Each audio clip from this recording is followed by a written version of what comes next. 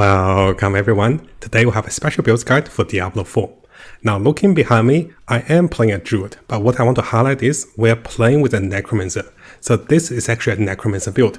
Unfortunately guys, during this time, I wasn't able to get the footage from the first hand play of the Necromancer, but what I want to do is I want to show you guys a brief replay of me playing with one of my party Necromancer that is incredibly strong in this particular patch for Season 1.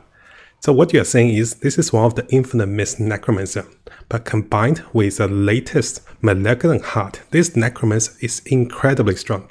And if he does get any of the party members like me that can pull enemies together, you can have a look at the damage from this Necromancer.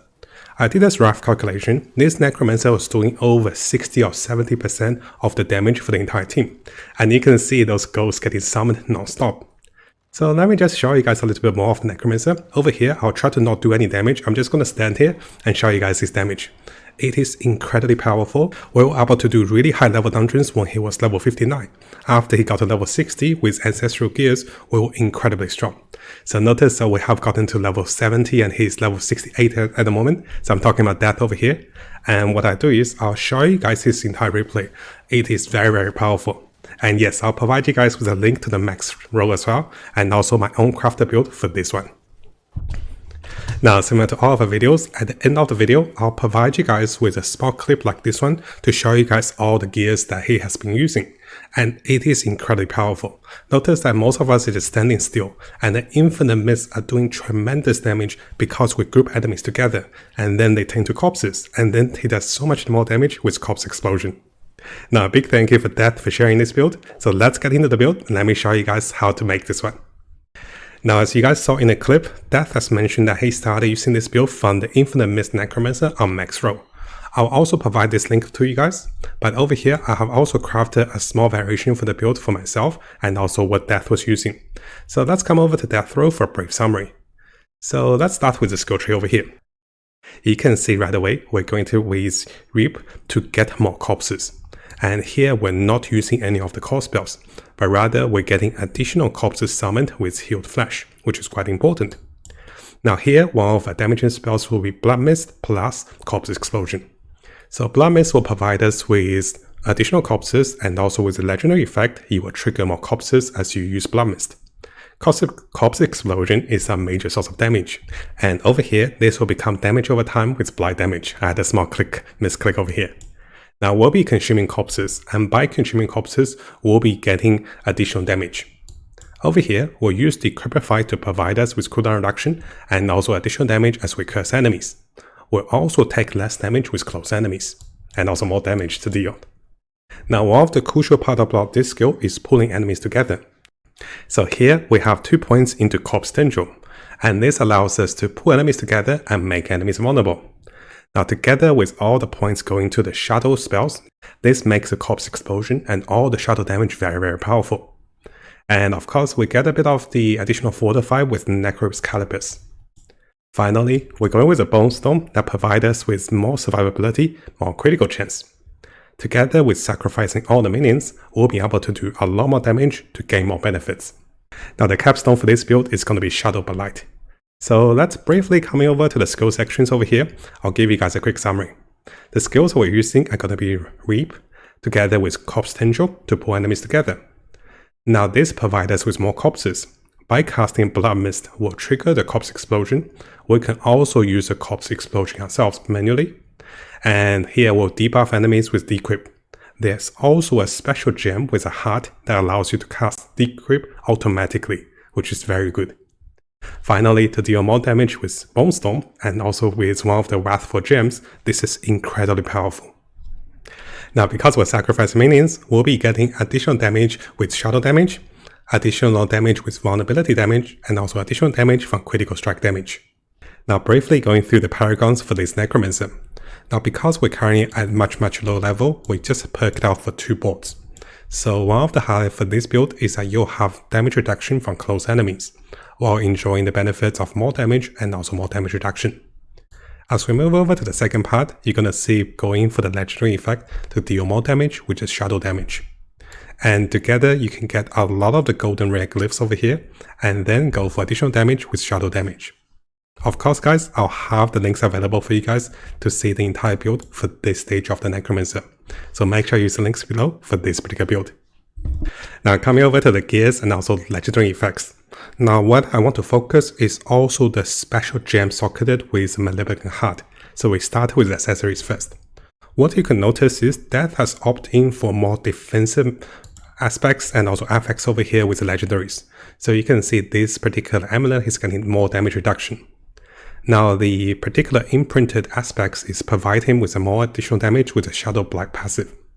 The highlight is also the Vicious Heart, which allows him to automatically cast corpses skills every second. This means he doesn't have to press corpses a lot of the times. Corpse explosion that is. Now the second ring over here provide him with additional movement speed with the Blood Mist, leaving additional shadow damage behind. Now the highlight is gonna be the Brutal Heart. This allows him to have an AoE decryptify around him for 20 seconds. This is very powerful to be auto-casting this spell as an aura, and this also provides him with additional benefits and also more damage. Now finally, on the last ring, he's gonna have the Shadow Black P passive to do more damage. The biggest highlight is over here on the very rare Wrathful Heart. I'll be making a video to farm those hearts because we have been getting a lot of those. So notice that he is getting additional damage while not having minions. And because he doesn't use any essence, this is incredibly good for a massive boost of damage. Now briefly going through the rest of the legendaries, you can see on the one hand the weapon, he's gonna have that gaining about 18% increased critical chance for 6 seconds when casting Corpse Tendril, which allows him to do a lot more damage. And this is one of the biggest source of damage. Over here, he's using one of the unique boots. Now you don't have to use the unique boots, Immobilitics is an alternative choice, but here having the unique boots also allows him to do more shadow damage. So if you come over to the variety over here, you can see that on Mobilitics they're saying that using the unstoppableness, well, while unstoppable, you're gaining more movement speed, which makes the build more mobile. Now as we keep going, one of the biggest highlights is allowing Bone Storm to gain a barrier while you're casting this spell. And this together will come in with a one-handed weapon I'll show you guys later, which provide us with more damage while having the barriers. Now one of the fun part about this build is using these unique gloves, which allows you to summon skeleton volley skeletons around enemies to do additional damage. This looks super cool with so many skeletons. And there's so many skeleton summons because of the corpse explosion, as you can see in the build. Now to be a little more defensive, he's gaining more armor with the nerfed armor effects for the armor. And finally, he's gonna trigger Corpse Explosion with Blood Mist. This is a must-have for the build. If you're planning for this build for any of the Corpse Explosion, you want to have this legendary effect. Now finally, when mentioned earlier that he's going with the legendary effect to gain more damage while having a barrier. And you can see that his socketed gems is maximum HP damage over time, and also the Malevolent Hearts over here.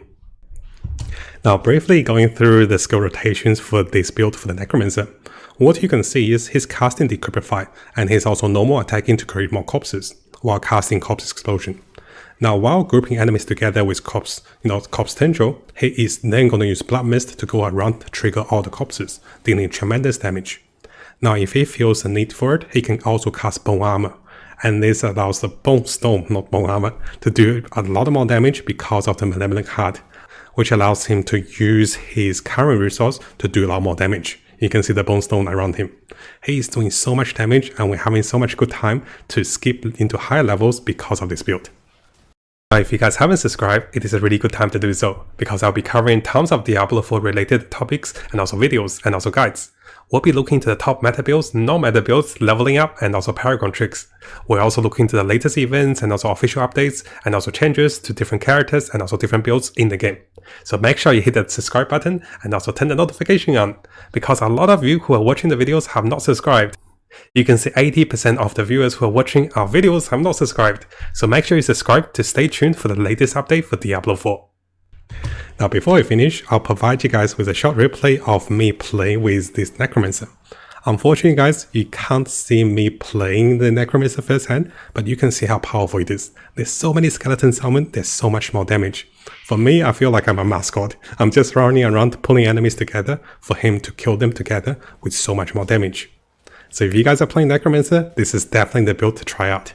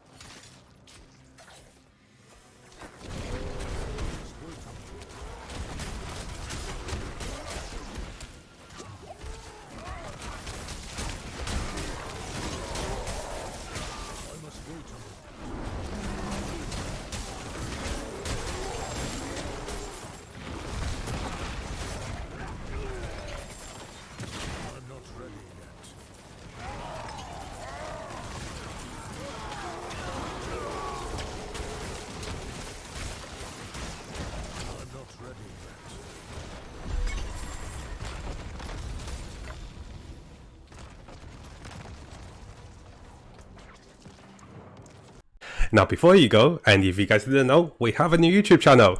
And if you guys haven't subscribed, make sure you subscribe and check out the behind the scenes and also fun clips and also more stories about us. And then you get to know me a little more personally instead of just reading the news and also the games, right? So I want to share a little bit more with you guys. So make sure you check this channel out if you're interested about Matt and also Uni. She's really funny too, and she's really shy. So I want to give her a surprise and do a shout out for the new channel to get some subscribers. Thank you guys. I'll see you guys next time.